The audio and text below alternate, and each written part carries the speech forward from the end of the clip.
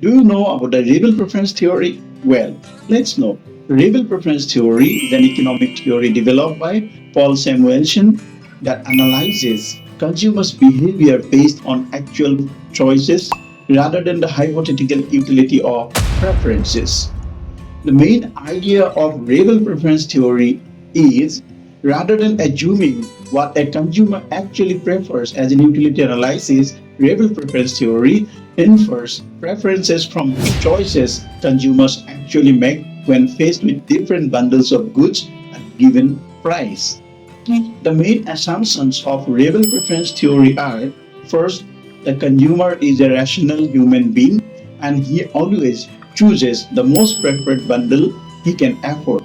Secondly, consistency. If a consumer prefers bundle A over bundle B at one time, then he will not later chooses B over A when both bundles are affordable unless the conditions change.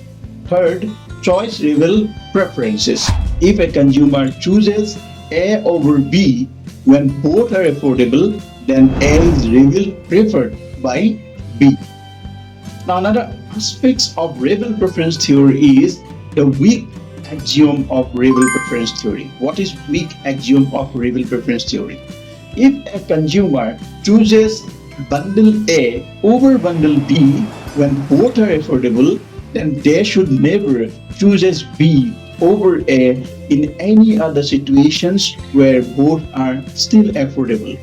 So the violation of this axiom suggests the inconsistent behavior.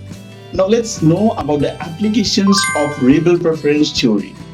Rebel preference theory helps economists and policymakers. Secondly, rebel preference theory analyzes consumers' demand. Thirdly, rebel preference theory estimates preferences without using utility functions. And finally, it makes predictions based on real world purchasing behavior.